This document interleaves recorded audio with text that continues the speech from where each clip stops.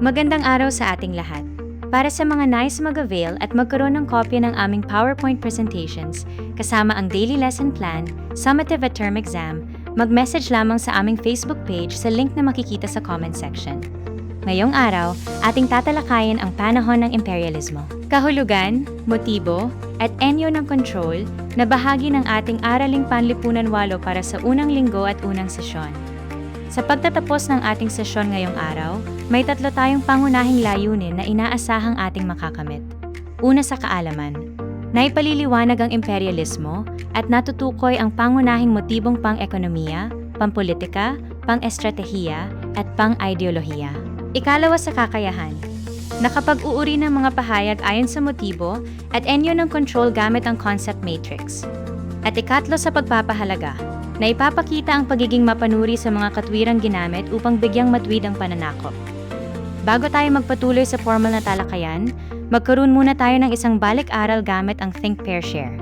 Tingnan natin ang 4 na salita: yaman, pamilihan, kapangyarihan, at karanggalan. Sa inyong palagay, paano maaring maiugnay ang mga ito sa pagpapalawak ng isang bansa?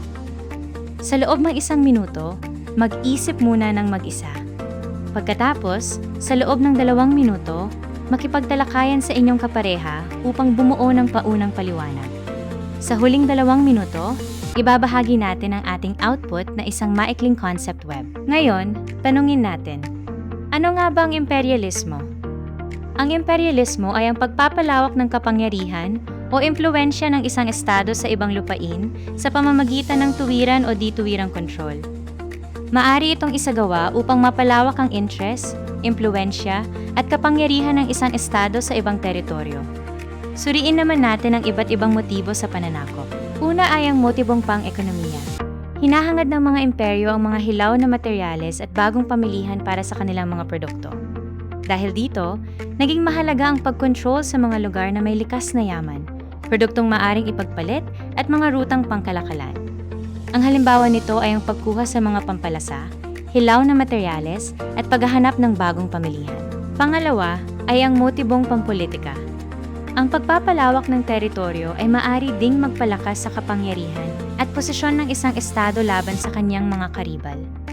Ang tunggalyan ng mga estado ay nagtulak sa mga imperyo na magkaroon ng mas maraming sakop at mas malawak na impluwensya. Ang halimbawa nito ay ang pagkakaroon ng mas maraming teritoryo at kolonya upang ipakita ang lakas at kapangyarihan laban sa ibang bansa. Pangatlo ay ang motibong pang-estratehiya.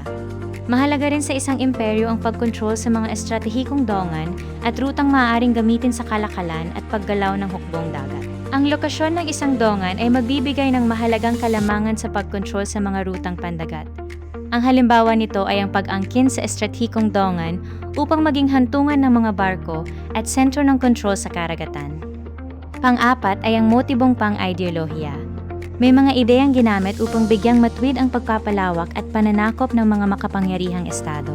Kabilang dito ang misyong panrelihiyon at mga ideya ng pagiging nakatataas, tulad ng tinatawag na civilizing mission na nagpapakitang tungkulin daw nilang magdala ng kaayusan at liwanag sa ibang bansa. Subalit may mahalagang tandaan. Ang isang katwiran ay kailangang suriin ng mapanuri upang makita kung ano ang tunay na interes na nasa likod nito. Sa kabuuan, may 4 na pangunahing motibong ating susuriin. Pang-ekonomiya para sa hilaw na materyales at pamilihan. Pampolitika para sa kapangyarihan at tunggalyan ng estado. Pang-estratehiya para sa daungan at rutang pandagat.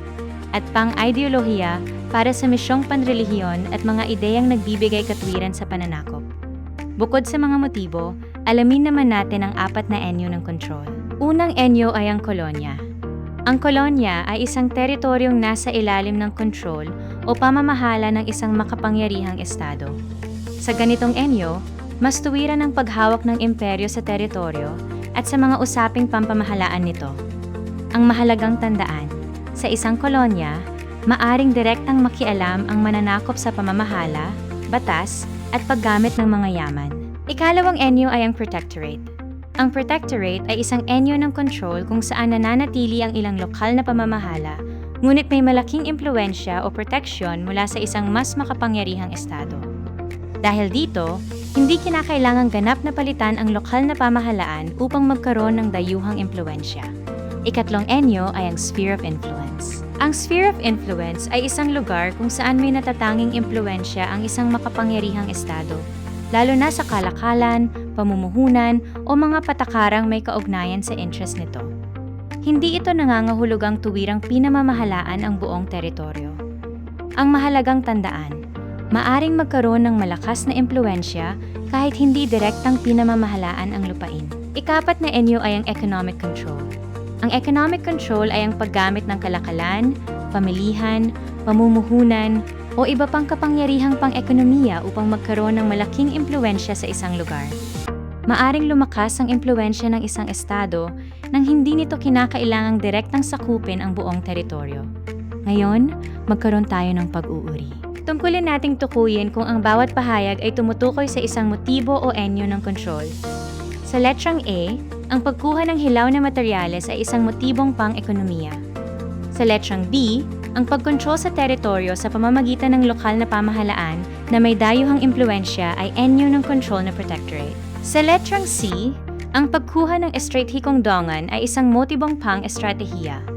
Sa letrang D, ang pagkakaroon ng malakas na impluensya sa kalakalan nang walang tuwirang pananakop ay anyo ng control na economic control o sphere of influence.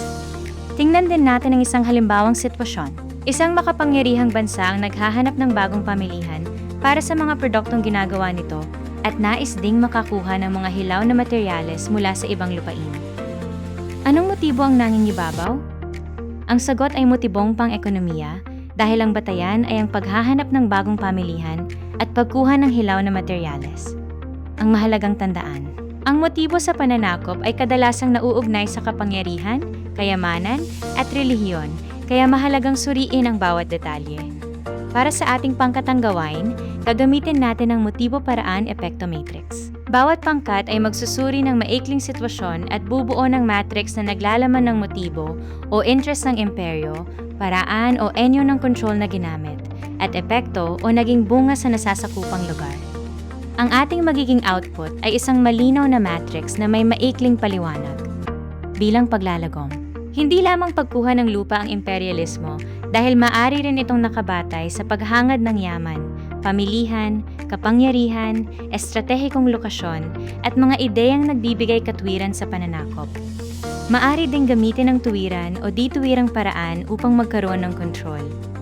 Ang mahalagang tandaan, upang maunawaan ang imperialismo, kailangang suriin ang motibo, paraan ng pagkontrol, at epekto nito.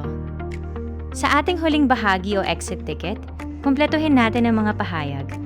Nauunawaan ko na ang imperialismo ay ang pagpapalawak ng kapangyarihan ng isang estado sa ibang lupain sa pamamagitan ng iba't ibang motibo at anyo ng kontrol.